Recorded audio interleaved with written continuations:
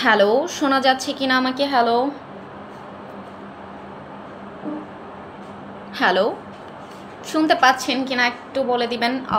Mute তো আমি এইসব ফোনটা দাও, একটু চেক দিচ্ছি। ঠিক আছে। হ্যালো, শোনা যাচ্ছে কিনা আমাকে? হ্যাঁ, ওকে। আন্তরিকভাবে দুঃখিত যে আমি এতক্ষণ মিউটে ছিলাম। কি অবস্থা সবার বলবেন, সবাই কেমন আছেন? হ্যাঁ ভাইয়া, আনমিউট করে দিয়েছি, এতক্ষণ মিউটে ছিলাম, আমি খেয়াল করিনি যে আমি মিউটে চলে গিয়েছিলাম। কথা শোনা যাচ্ছে না সবাই? ওকে, এবার ঠিক আছে। ইকবাল সারোয়ার হৃদয় ভাইয়া বলেছেন এবার ঠিক আছে। ওকে ভাইয়া। ফাহিম শাকিল ভাইয়া বলেছেন হ্যাঁ আপু এখন শোনা যাচ্ছে। ওকে, আমি মিউটে থেকে অনেকগুলো কথা বলে ফেলেছি। সেটা হচ্ছে আমি বলেছিলাম যে ইনোসেন্ট জনগণ থেকে সাবরিনা আছি আপনাদের সাথে। আপনারা সবাই কেমন আছেন সেটা আমাকে জানাবেন, কমেন্ট করে জানিয়ে দিবেন যে সবাই কেমন আছেন। সাউন্ড আসছে না। ওকে ভাইয়া, এখন তো আসার কথা সাউন্ড, এখন ঠিক আছে। সঞ্জয় সেন ভাইয়া বলেছেন। ওকে, থ্যাংক ইউ ভাইয়া। ওকে, কথা শোনা যাচ্ছে না আবুধাবি থেকে। ওকে ভাইয়া, শুনতে পাচ্ছেন না? আমি তো আপনাকে অনেক কিউট দেখাচ্ছে। ওকে, থ্যাংক ইউ ভাইয়া। আজকে লাইভ শুরু করার আগে যে আমি কি কি কাজ করেছি সেটা আমার পার্সোনাল একটা আইডিয়া আছে, ওইটা থেকে হচ্ছে আমি আপনাদেরকে দেখাবো যে আমি কিসের মধ্য থেকে এসে লাইভের সামনে বসে পড়েছি। কেমন আছেন সবাই প্রশ্ন করছেন। আগে সবগুলো দেখতাম, এখন দেখি না কারণ বেশি লেন্দি হচ্ছে। ওকে, সরি ভাইয়া। ওকে, হ্যাঁ আলহামদুলিল্লাহ ভালো আছি। ওকে, আর সবাই জিজ্ঞেস করছেন আমি কেমন আছি। আলহামদুলিল্লাহ আমি খুব ভালো আছি, আর আমি ভালো থাকি সব সময়। আপনাদের দোয়ায়, সবার দোয়ায় আমি খুব ভালো থাকি, অলওয়েজ ভালো থাকার চেষ্টা করি। ওকে, আসলে আজকে হুট করে লাইভে আসার কারণটা সেটা বোধহয় আপনারা ইতিমধ্যে জেনে গেছেন আমি কেন আজকে লাইভে এসেছি। আমি গতকাল রাতে একটা ভিডিও আপলোড করেছিলাম সাকিব তামিমকে নিয়ে। সো সেখানে আমি বিরূপ প্রতিক্রিয়া দেখেছি। আমার যারা বিগ ফ্যান আছেন তারাও এই বিষয়টা নিয়ে একটু নারাজ হয়েছেন। বিষয়টা হচ্ছে কি যে আমরা যারা বাংলাদেশে বসবাস করি তারা না একটু কেমন জানি যে একটা মানুষের একটা সাইট একটু আমার কাছে পছন্দ হয়নি তার মানে তার সব কিছু এখন নেগেটিভ হয়ে যায়। এরকম মন মানসিকতা আসলে ঠিক না, এটা আমি সবার ক্ষেত্রে বলছি। শুধু যে আমাকে যারা বলছেন যে আপু তামিমকে নিয়ে কেন কথা হচ্ছে, সো তাদেরকেই যে বলছি বিষয়টা এমন না, তবে আমি সবাইকে নিয়ে বলছি যে আমরা বাঙালিরা এমন চরিত্রেরই যে আমরা একটা মানুষের একটা খারাপ দিক দেখলাম। অ্যাজ লাইক আমি যদি সাকিব আল হাসানের কথা বলি যে সাকিব আল হাসানের ব্যবহার খারাপ, এটা মানতেই হবে। সেটা আমি সাকিবের ফ্যান এমন কিছু না যে সাকিবকে আমি পছন্দ করি পার্সোনালি, তা না, কারণ সাকিবের ব্যবহারে আমি নিজেও অতিষ্ঠ। সো তার মানে এই নয় যে সাকিব ব্যক্তিগত মানুষ হিসেবে আসলেই খুব বাজে মানুষ। সো আমরা যদি ব্যক্তিগত সাকিবকে দেখি যে ও হচ্ছে একটু রাগ বেশি। আর রাগ বেশি কেন ভাই, সাকিব যে লেভেলের একজন মানুষ, অলরাউন্ডার পুরো বিশ্বের, সো ওই লেভেলে আমরা গেলে আমাদের মেজাজ বা আমাদের অ্যাটিটিউড কোন লেভেলে পৌঁছে যাবে সেটা হয়তো আপনি আমি সবাই বুঝি। এখন তামিম ইকবালের কথা যদি বলি, যে ওনাকে আমি বলেছিলাম যে সুইট ক্রিমিনাল, সো এই কথাটাতে হয়তো আপনাদের খুব বেশি লেগে যেতে পারে। তবে আমি এতটুকু আপনাদেরকে বলি যে আমি কখনোই কাউকে কিছু বলতে ভয় পাই না, আর এখনও পাই না। আমার কাছে যেটা রাইট মনে হয় আমি সেটাই বলি। আমি কারো লেখা বলি না, কারো সাজানো কথা বলি না, কেউ আমাকে শিখিয়ে দিচ্ছে না। আমি ছোট একটা মানুষ, আমার কাছে যেটা মনে হচ্ছে আমি সেটাই আপনাদের কাছে প্রকাশ করছি। এখন সেটা আপনারা নিতে পারছেন কি পারছেন না এটা আসলে আমি আমি জানি না। যদি আপনারা নিতে না পারেন তাহলে আমি আন্তরিকভাবে দুঃখিত। তবে তামিমকে এই কথাটা বলার উদ্দেশ্য ছিল আমার এটাই যে গত বছর যখন বিশ্বকাপের আগে তামিমের ফিটনেস নিয়ে যখন কথা উঠলো, তখন তামিম একদম লাইভে এসে খুব কান্নাকাটি করে চোখ মুছলো টিস্যু দিয়ে, আমরা দেখেছি সেই ভিডিওগুলো। এবং তখন খুব বেশি কষ্ট পেয়েছি, খুব খারাপ লেগেছে যে এত ভালো একজন খেলোয়াড়ের চোখে কেন পানি আসতেছে। সো তখন কিন্তু শেখ হাসিনা সরকার কিন্তু তাকে নাইটে ডিনারের জন্য তার বাসায় ডেকেছেন এবং তামিম সেখানে গিয়েছে। শেখ হাসিনা নিজে তাকে হচ্ছে খেলার জন্য অনুরোধ করেছেন বা বলেছেন যেভাবেই হোক। তামিম সেটা নিয়ে পোস্টও করেছে যে আমি না করতে পারিনি। সো তাহলে তাহলে কেন তামিম এখন চুপ হয়ে আছে? তামিম মানে সাকিবের সাথে তার পার্সোনালি সমস্যা থাকতেই পারে, তাই বলে তামিম এখন চুপ? তাহলে আপনারা যে সাকিব চুপ ছিল, আপনারা বলছেন যে গণহত্যা হয়েছে, সেই গণহত্যাতে সাকিব চুপ ছিল, তামিমও তো চুপ ছিল, তামিমও তো কিছু বলে নাই। তাহলে গণহত্যার দোষর যদি সাকিব হয়, তামিম কেন হবে না? আর সাকিব কেন হচ্ছে গণহত্যার দোষর? সাকিব হচ্ছে কেন? কারণ সে রাজনীতির সাথে জড়িয়ে গিয়েছে, তাই সে গণহত্যার দোষর হচ্ছে। বাট সাকিবকে যদি আমরা একজন খেলোয়াড় হিসেবেই দেখি, তাহলে তো এখানে সাকিবের কোনো দোষ নেই। কিছু মানুষ থাকে পার্সোনালি, আপনি যদি দেখেন আপনার ফ্যামিলিতেও কোনো মানুষ, আপনারা 4-5টা ভাই বোন আছেন, সবার চরিত্র তো একরকম না, সবাই তো প্রতিবাদী হয় না। অ্যাজ লাইক আমি যদি আমার ফ্যামিলির কথা বলি, আমার অন্যান্য যে বোনরা আছে আমাকে খুব বেশি সাপোর্ট করে, বাট আমার মতো এই প্রতিবাদী বা আমার মতো সত্য কথা বলার সৎ সাহস তো সবার নেই, হাতের 5টা আঙ্গুল তো সমান না। সো আমার বোনদের কথা যদি বলি, যে ওরা, আমি যদি আমার ছোটো বোনের কথা বলি, ও মনে করে যে ওকে ফাইন, যা হয়েছে হয়েছে, এটা নিয়ে আবার বলার কি আছে। সো সাকিবের মেন্টালিটি আমি যেটা মনে করি, যে ও তো কোনো ভালোও বলে না, খারাপও বলে না। সো কেন তার নামে একটা মামলা দেওয়া হয়েছে, এবং আমাদের ক্রীড়া উপদেষ্টা যিনি আছেন তিনি বলছেন যে তার যে সাকিব বাংলাদেশে খেলতে আসবেন, সেখানে তাকে নিরাপত্তা দেওয়ার ব্যাপারে তিনি কিছু বলতে পারছেন না। বাংলাদেশের জনগণ যদি তার উপরে ক্ষেপে থাকে, তাহলে তো সেখানে তাদের করার কিছু নেই। জনগণের কাছে সেই ভাবমূর্তিটা সাকিবেরই প্রকাশ করতে হবে, যে সে আসলে মানে সে বুঝাচ্ছে, উপদেষ্টা সাহেব বুঝাচ্ছে যে সাকিব যেন জনগণের সম্মুখে এসে যে এই আপনাদের মতে যে গণহত্যা হয়েছে সেটার বিরুদ্ধে যেন সাকিব এসে বলে যে আসলে আমি এটা জানতাম না, আমি এটা করেছি, আমি সেটা করেছি, আমি ক্ষমা চাচ্ছি। এই ক্যারেক্টার তো সাকিবের সাথে যায় না, এটা তো যায় না সাকিবের সাথে। সাকিবকে খেলোয়াড় হিসেবে আমরা টোটালি আলাদা একটা স্পেসে দেখি। সো এই ড্রামা কেন করতে হবে সাকিবের? কেন করতে হবে? কেন বাংলাদেশের জনগণের কাছে এসে, মানে যেটা ইনডিরেক্টলি আমাদের উপদেষ্টা সাহেব বোঝাচ্ছে যে সাকিবকেই নিজের ভাবমূর্তিটা বদলাতে হবে, জনগণের দৃষ্টি করতে হবে। সো কেন সাকিব এমন একজন পার্সন, তার ক্যারিয়ারের যতগুলো তার অ্যাচিভমেন্ট, সে যে অলরাউন্ডার, এটা তো কারো পা ধরে হয় নাই, তাই না? শেখ হাসিনা সরকারের পা ধরেও হয় নাই, খালেদা জিয়া সরকারের পা ধরেও হয় নাই, আর উপদেষ্টা সাহেবদের পা ধরেও তো হবে না। সো কেন সাকিবকে নিয়ে এত কথা হবে? সাকিবকে নিয়ে কেন এত সমালোচনা হবে? যেখানে তামিম ইকবাল সাইলেন্ট ছিল, তাহলে তামিম ইকবাল যদি এই একদম মানে একটা ড্রামা সাজায় ফেললো, তারা হচ্ছে মিরপুরে গেল, সেখানে আনফর্চুনেটলি তামিমও চলে আসলো, দেখা হয়ে গেল, ঘুরিয়ে দেখালো, এবং একদম মানে ভাষ্যকর, ইন্ডিয়াতে যে গেছেন সাকিব, তামিম ভাষ্যকর হয়ে গেছেন, খেলছে, মানে তার দাপটই এখন অন্যরকম। তাহলে এই যে আসলে কি জানেন, যে ক্ষমতার বাহিরে আমরা কেউ না, আমরা নিজেদের এজেন্ডা বাস্তবায়নের করার জন্যই ব্যস্ত হয়ে আছি। সেটা সাকিব বলেন, তামিম বলেন, সবাই, আপনি আমি সবাই। আমরা সাকিবকে বলছি যে তিনি গণহত্যার দোষর ছিল। আপনি আমি, এই যে আমার লাইফটা এখন যারা দেখতেছেন, কয়জন বুকে হাত দিয়ে বলতে পারবেন যে যখন সেই স্টুডেন্ট ভার্সেস সরকারের যে আন্দোলনটা হলো, তখন আপনারা কয়জন ছিলেন যারা ফেসবুকে পোস্ট করেছেন, সরকার বিরোধী হোক বা স্টুডেন্ট বিরোধী হোক, যেই হোক, কয়জন আছেন যে বুকে হাত দিয়ে বলবেন? আপনারা আমাকে বলতেছেন যে আমি অনেকের কমেন্ট আমি দেখছি যে আপনারা অনেকভাবে আমাকে বলছেন আমি কি করছি, এত জনম কি করছি।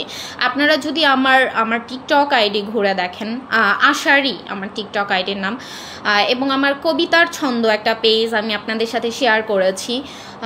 এই সব পেজগুলো যদি আপনারা একটু ঘুরে দেখেন, তাহলে দেখবেন যে আমি সেই স্টুডেন্টদের যে আন্দোলনটা ছিল, সেই স্টুডেন্টদের আন্দোলনটায় আমি নিজেও সক্রিয়ভাবে সেটাতে যোগদান করেছি, এবং আমি সেই কোটা বিরোধী আন্দোলনে সরকারের বিরোধিতাও করেছি। সো আমি তো এতটুকু করেছি, অ্যাটলিস্ট আমি তো সেই সরকারকেই সাপোর্ট করি, তারপরও আমি এতটুকু করেছি। যারা এখন সাকিবকে দোষর বলছেন, তারা কি করছেন?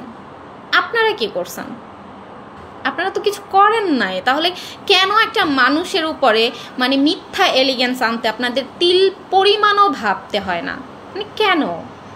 যেটা পারবেন না, যেটা নিজে করতে পারবেন না, সেটা কেন অন্যের মধ্যে দেখতে চাইবেন? আপনি তো পারতেছেন না, আমাকে অনেক ভাইয়ারা আছেন, অনেক আপুরা আছেন যারা ইনবক্সে মেসেজ দিচ্ছেন, আপু আপনার পাশে আছি, আপনার কোনো ক্ষতি হবে না, সাথে সাথে নক করবেন, এই করবেন সেই করবেন। আপনারাও তো পারতেছেন না, তাই না? তাহলে আপনারা যদি বলেন যে সাকিব কেন পারে না, সাকিব দোষর ছিল, সাকিবের দোষ কি? যে সে চুপ ছিল, সে কোনো কথা বলে নাই, তার চরিত্রটাই ওরকম, সে কোনো বিষয়ে কথা বলে না। ইভেন আপনারা মামলা করছেন, সেই বিষয়ে কিন্তু সাকিব সাইলেন্ট, কোনো কোনো আপত্তি নাই তাতে, তার কোনো কথাও নাই তার মুখে। সে শুধু নিয়ে মানে চুপচাপ এসে তার তিনি হচ্ছেন ক্রিকেট ক্যারিয়ার থেকে অব্যাহতি নিচ্ছেন, সেটা চুপচাপ সে জানিয়ে দিচ্ছেন। সেটি শুনিয়ে মুখও মুছতেছেন না, নাকও মুছতেছেন না। সো কি সমস্যা? এখন আমি যদি তামিমকে বলি যে সে সুইট ক্রিমিনাল, তাতে যদি আপনাদের খারাপ লাগে, আমার তো করার কিছু নাই। আমি তো সবসময় আমি এমনই ছিলাম, প্রথম দিন থেকে আমি এভাবেই বলছি আপনাদেরকে, এখনও এভাবে বলছি। সাকিব আমরা যদি মনে করি যে বাংলাদেশ ক্রিকেটটাকে যদি আমরা বিগত কয়েক বছর আগেও দেখি, যখন হচ্ছেন সুজন রফিকেরা ছিলাম, তখন ক্রিকেটটা কী ছিল, এরপরে সাকিব তামিমদের আগমনে এরপরে ক্রিকেটটা কি হয়েছে, আমরা মনেই করি যে বাংলাদেশ ক্রিকেট মানেই হচ্ছেন মুশফিক, সাকিব, তামিম, মাশরাফি, রিয়াদ, এরাই তো, আর কয়েকজন আছেন। সো কেন এখানে মানে একজনকে আপনারা একদম মাথায় তুলে নাচবেন, আর একজনকে একদম করে ফেলবেন কারণ সে রাজনীতির সাথে যোগ দিছিল, তাই এইটাই হচ্ছে তার মূলত দোষ, আর কোনো দোষ নেই, এইটাই মূলত দোষ। তো অথচ দেখবেন যে তামিম কিন্তু শেখ হাসিনা সরকারের থেকে কম ফায়দা লুটে নেয়। তামিমের বংশ যদি একটু ঘুরে ফিরে দেখেন, দেখবেন যে মানে আওয়ামী লীগ সরকার ক্ষমতায় থাকতেই তার বংশের তার যে চাচা মামারা আছেন, তারা কিন্তু পুরা ক্রিকেট বোর্ডেই অনেকগুলো পর্যায়ে আসেন। সো তামিমও কিন্তু কম ফায়দা লুটে নেয়। ইতিহাস ঘাটলে দেখবেন তামিমের সাথেও কিন্তু শেখ হাসিনা সরকারের কম আন্তরিকতা ছিল না। এখন কি হয়েছে যে সে রাজনীতি করে না, এইটাই হচ্ছে তার ভালো মানসিকতা, আর সাকিব হচ্ছে রাজনীতির সাথে অ্যাড হয়েছে, এটাই হচ্ছে তার দোষ। যাই হোক, এইসব বিষয়ে আর বলার কিছু নাই।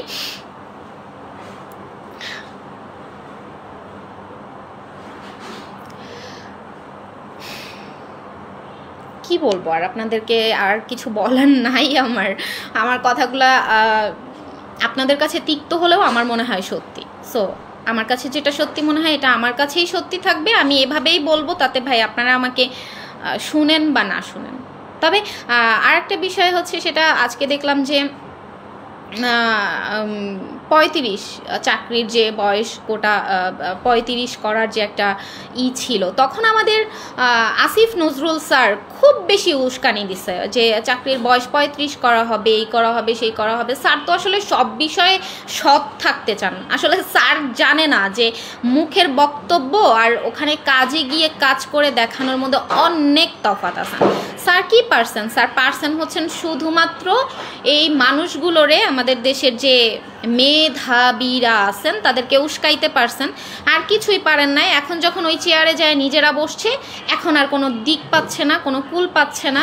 এখন আন্দোলন আর আন্দোলন। আজকেও দেখলাম 35 বলে যারা, চাকরির বয়স 35 বলে যারা উপদেষ্টা সাহেবের, প্রধান উপদেষ্টা সাহেবের বাসভবনের সামনে গিয়েছেন, তাদের বুকে হচ্ছে পুলিশ গুলি চালাইছে। তাহলে এই গুলিগুলার দায়ভার কার? মুখ দিয়ে তো অনেক কিছু বলা যায়, আপনারা অনেক কিছু বলেছেন, আমরা দেখছি। শেখ হাসিনা সরকার যখন ক্ষমতায় ছিল আপনারা অনেক কথা বলছেন, অনেক কিছু বলছেন, এটা করবেন, সেটা করবেন, এটা হইছে, সেটা হইছে, সরকার এই করে না, সেই করে না। এখন কেন পুলিশ গুলি চালাচ্ছে? এখন তো শেখ হাসিনা সরকার নাই, তাহলে পুলিশ এখন কেন গুলি চালাচ্ছে? এখন কেন যারা 35-এর চাকরির বয়স 35 বলে দাবি করছে তাদের বুকে কেন গুলি চালানো হচ্ছে? এটার দায়ভার কার? এটার দায়ভার কে নিবে ভাই?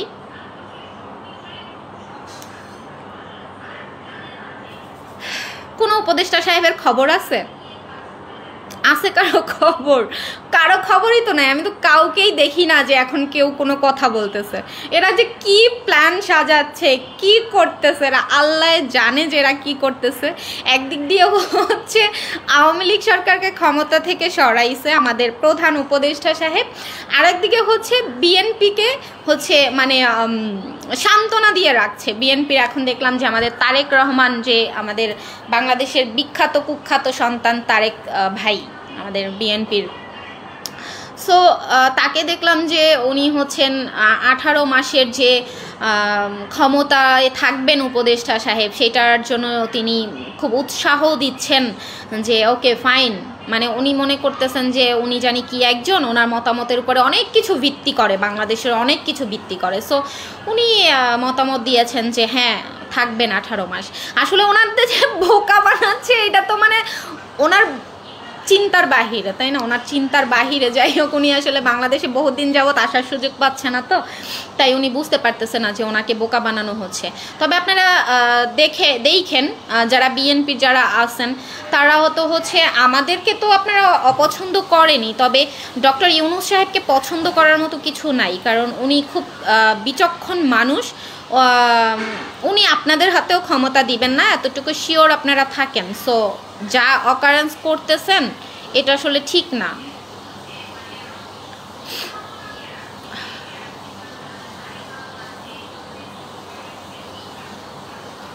ফারজানা নাইম আপু বলেছেন যে খুব ইচ্ছে করে তোমার মতো হতে। ভাই আমি হইছি, আপনারা সাইলেন্ট থাকেন, আপনারা কেউ কিছু বললেন না, কারণ অনেকেই আমি আসলে না, গতকালকে যে আমি পোস্টটা দিয়েছি সাকিবকে নিয়ে, সাকিবকে ব্যক্তিগতভাবে যে আমি খুব বেশি পছন্দ করি তা না, তবে আমার বিষয়টা ভালো লাগে না। সাকিব একজন খেলোয়াড়, তাকে ওখানেই থাকতে দেওয়া উচিত ছিল। উনি রাজনীতি করছে ঠিক আছে, এখন তো রাজনীতির ক্ষমতা নাই, উনি রাজনীতিতে আসছে মাত্র 5 মাস। তো এখন তো উনি নাই ক্ষমতায়, ওনার সরকার নাই, তো উনি তো আর কিছু করতে পারবে না। তাহলে উনি যেখানে নাই, দেশেই নাই, কোনো কিছু জানেই না, কোনো একটা মন্তব্য করলো না, তার নামে মার্ডার কেস দিয়ে দেওয়া হইলো, তার নামে এই জালিয়াতির মামলা সেই জালিয়াতির মামলা, এগুলার কোনো দরকার ছিল না। আর সেইটা অপছন্দ হয়েছে দেখে আমি ভিডিওটা করেছি। এখন অনেকে আছে যারা অনেক কমেন্ট করেছেন যে আমি ভাইরাল হতে চাই, এই চাই। ভাই আমি যদি ভাইরাল হইতে চাইতাম তাহলে আমার কাছে টপিকের অভাব ছিল না। কোটা বিরোধী আন্দোলনে আমি নিজেও সক্রিয়ভাবে যোগদান করেছি, আমি সেখান থেকেই ভাইরাল হয়ে আসতে পারতাম। এবং আমি চাইলে সেই কোটা যারা এই যে সমন্বয়ক যারা আছেন, আমি মনে করি যে আমি যদি সেই দিন থেকে প্রথম দিন যেই দিন আমি সেই আন্দোলনে যোগদান করেছিলাম তখন থেকে যদি আমি এভাবে ভিডিও করতাম তাহলে হয়তো ওই সমন্বয়কদের চেয়ারে আজকে আমারও দেখতে পারতেন। আমি তো সেটা চাই নাই, সেটা করি নাই। আমি ভাইরাল হলে অনেকগুলা টপিক ছিল আমার ভাইরাল হওয়ার। কোটা আন্দোলনের যে আন্দোলনটা হয়েছে সেখানে আমি তাদের সাপোর্ট নিয়ে কথা বলতাম, তাহলেও তো ভাইরাল হয়ে যেতাম, তাই না? আমি তো সেটা চাই না। আমি তো পুরো স্রোতের বিপরীতে চলছি, যেখানে আমি জানি আমার বিপদ অনিবার্য। সো সেখানে আমি স্রোতের বিপরীতে গিয়ে কথা বলছি। এটা আপনারা যদি মনে করেন যে আমি ভাইরাল হওয়ার জন্য আসছি, ভাইরাল হয়ে হবে কি? আমার ক্ষতি ছাড়া তো লাভ নাই, এই দেশে তো আমার সরকার নাই। সো আমার তো ক্ষতি ছাড়া লাভ নাই, আমি কেন ভাইরাল হইতে যাব? আমার লাভ কোথায়? মানুষ তো কিছু একটা হইতে যায় কিছু একটা লাভের জন্য, তাই না? আমার তো লাভ নেই। অথচ আমি দেখি আমার ভিডিও বিভিন্ন পেজ থেকে দিয়ে হচ্ছে মানে কিছুক্ষণ আগে আমার সামনে একটা ভিডিও আসছে যেটাতে আমি দেখলাম 75,000 লাইক পড়ছে। সো আমার ভিডিওতে আমার পেজ থেকেও নাই সেই লাইকগুলো। আপনাদেরই তো ফায়দা হচ্ছে, মানে চেহারাটা আমার চিনছে মানুষ, কিন্তু ফায়দা তো আপনাদের পেজের হচ্ছে, আমার তো কিছু হচ্ছে না। আমার পেজে যারা আছেন আমি দেখলাম 43,000 আমার ফলোয়ার আছেন, আমার লাভ কোথায়?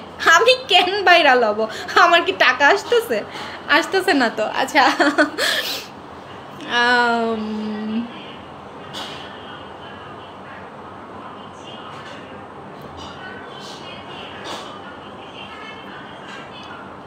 আচ্ছা মামুন আর তারিক ভাইয়া বলেছেন যে সাকিবকে আমারও বেশি পছন্দ করতাম না, কিন্তু বর্তমানে কেন জানি সাকিবের জন্য ভালো লাগে না। ওকে, যাই হোক, ওই যে তামিমের বিষয়টাও হচ্ছে ওরকম। তামিম যখন গতবার বিশ্বকাপের আগে এসে লাইভে এসে খুব করছে তখন খুব খারাপ লাগছে। এটা আপনার ট্রাস্ট করেন আর না করেন, খুব খারাপ লাগছে। বাট যেটা এখন হচ্ছে সেটা আসলে আশা করিনি ওনার কাছ থেকে, কারণ উনিও আওয়ামী লীগ সরকারের কম সুযোগ মানে কম ফায়দা পায় নাই আওয়ামী লীগ সরকার থেকে।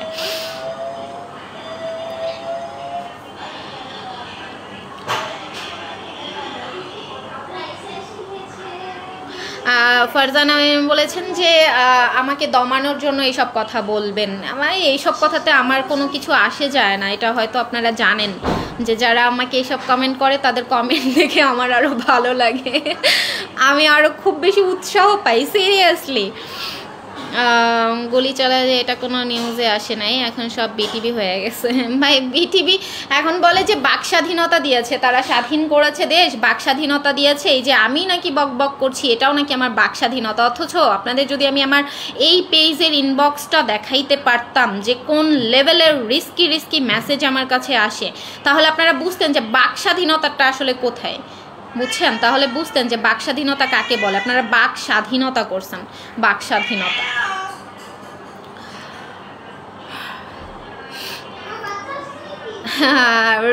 রিস্কি আমাদের বিপ্লবী প্রীতিলতা, থ্যাংক ইউ ভাইয়া। না আপু, আপনার নাম শুনে নাম দেখে আমি বুঝি না। বাঘিনী বোন আমাদের, ওকে। আচ্ছা, আর একটা কথা বলি, সেটা হচ্ছে আপনারা অনেকেই আছেন আমার ভিডিওগুলো শেয়ার দেন, বা অনেকেই আছেন আমার ভিডিওগুলো ডাউনলোড করে তারপর হচ্ছে আপনারা পোস্ট করেন। আপনাদের কাছে একটা রিকোয়েস্ট থাকবে আমার, যে আপনারা যে ডাউনলোড করেন বা আপনারা যে শেয়ার দিলে তো সেখানে আমার ইয়েটাই যায়, পেজটাই যায়, বাট যারা হচ্ছে ডাউনলোড করে ভিডিওটা আপলোড দেন তারা যদি কাইন্ডলি আমার পেজটা একটু মেনশন করে দিতেন তাহলে আপনাদের কাছে অনেক কৃতজ্ঞ থাকতাম আমি। হ্যাঁ, আর হচ্ছে আর একটা কথা হচ্ছে যে অনেকগুলো পেজ প্লাস হচ্ছে ফেসবুক আইডি আমি দেখেছি আমার কাছে আসছে যে আমার ছবি দিয়েও ছেড়েছে, আমার ছবি দিয়ে আমার সব ভিডিও, আমি গতকালকে একটা আসছে রিফ্লেক্স বিডি, মেবি নামটা আমার মনে নেই, আমি স্ক্রিনশট দিয়ে রেখেছিলাম রিফ্লেক্স বিডি। ওখানে দেখলাম আমি আমার সব ভিডিওগুলো আছে, আমার নিজের ছবি দেয়া আছে, কিন্তু এই আইডিটা আমার না, বা অনেকগুলো আইডি আছে আমি দেখছি যেখানে এগুলো আমার না। আমার ব্যক্তিগত আইডি হচ্ছে ইমোশনাল, এই যে ইনোসেন্ট জনগণ, আর এটা হচ্ছে আমার পেজ। আর একটা পেজ আমি ওই যে সাবরিনাস লাইফ একটা পেজ নিউ খুলেছি, যেটাতে আপনাদের সাথে আমি আমার এই টপিকের বাহিরে, মানে আমি এই সাবরিনার বাহিরে যে আরেকটা সাবরিনা বসবাস করে সেই সাবরিনাকে তুলে ধরার জন্যই আরেকটা পেজ খুলেছি সাবরিনাস লাইফ নামে। আর কবিতার ছন্দ একটা পেজ আমি আমার পেজে মেনশন করেছি, যেটাতে আমি কবিতা আবৃত্তি করি, বাট অফিস করি তো খুব কম আবৃত্তি করা হয়। সো এই 3টা পেজ ছাড়া আমার আর কোনো পেজ নেই, আপাতত নেই। তারপরে ওগুলোতে আমার খুব বেশি একটা যাওয়া হয় না, এটা নিয়েই সারাদিন থাকি আমি। তারপর অন্যান্য যারা খুলেছেন তাদের কাছে আমার একটা রিকোয়েস্ট থাকবে, দেখেন যে আমার রিস্ক দিন দিন বাড়তেছে, সো এমন কিছু কইরেন না যাতে আমি প্রবলেমে পড়ে যাই। আপনাদের কাছে বিনীত রিকোয়েস্ট আমার যে আমি যাতে প্রবলেমে পড়ে যাই এমন কিছু কইরেন না। আপনারা আইডি খুলেছেন বা আপনারা আমাকে নিয়ে আমার ভিডিওগুলো ডাউনলোড করেন, আপত্তি নেই আমার, করেন, বাট সেখানে যদি আমার আইডিটা একটু মেনশন করে দেন তাহলে আপনাদের থাকবে, আমার আপনাদের প্রতি আমার কৃতজ্ঞতা থাকবে।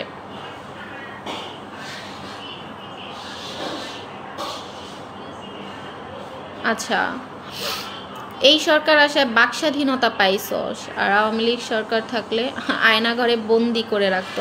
ভাইয়া আপনি কয়দিন আয়নাঘরে গেছেন? মোহাম্মদ রিপন ভাইয়া, আপনি কয়দিন আয়নাঘরে গেছেন আমার কি একটু বলবেন?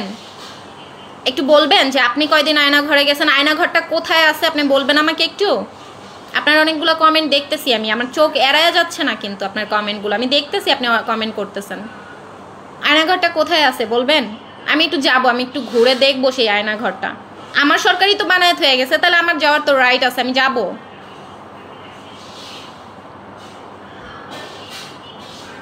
আন্তাজে কোনো কথা বইলেন না, বুঝছেন? আন্তাজে কোনো কথা বইলেন না। উপদেষ্টা সাহেবরা এইটা ছেড়ে সেটা ছেড়ে সেটা ছেড়ে মগজ পাকনাগুলো এখন পর্যন্ত তো দেখাইতে পারে না। আয়নাঘর মানে নাটক একটা তৈরি করে নিছে, আয়নাঘর আয়নাঘর, এরকম নাটক করার তো কিছু নাই।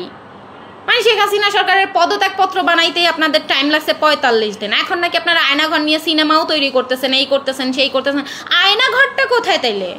আমাদের গামছা কি জানি আজমি না জানি কি আজমি গামছা নিয়ে বের হয়ে আসছে আয়নাঘর থেকে, আয়নাঘরটা কোথায় সেইটা কেন মানুষের সামনে আনা হয় নাই এখনো? ফাইজলামি একটা যে আয়নাঘর আয়নাঘর আয়নাঘর। বাক স্বাধীনতা এতদিন ছিল না, আপনার কি কথা বলেন নাই? চুপ ছিলেন? কোনখানে চুপ ছিলেন? কখন চুপ ছিলেন? আমি তো দেখি নাই কাউরে চুপ থাকতে। গালাগালি তো কম করেন নাই শেখ হাসিনা সরকার ক্ষমতায় থাকতেও, তাকে ট্রল কম করছেন, কাদের নিয়ে ট্রল কম করছেন। তাহলে আপনারা কিভাবে বলেন যে বাক স্বাধীনতা পাইছেন? আমার ইনবক্স আমি দেখাবো আপনাদেরকে যে আমাকে কোন ধরনের হুমকি দেওয়া হয়। আপনারা বাকস্বাধীনতা দেখাচ্ছেন আমাকে না? আমি যদি এখন এই যে সাবরিনা, এখন যদি আমি আমার এইখানের লোকেশন আপনাদের সাথে শেয়ার করি, আমার বাসার নিচে আইসা তো সবাই দাঁড়ায় থাকবেন আমাকে ধরার জন্য। সো বাকস্বাধীনতাটা কোথায়?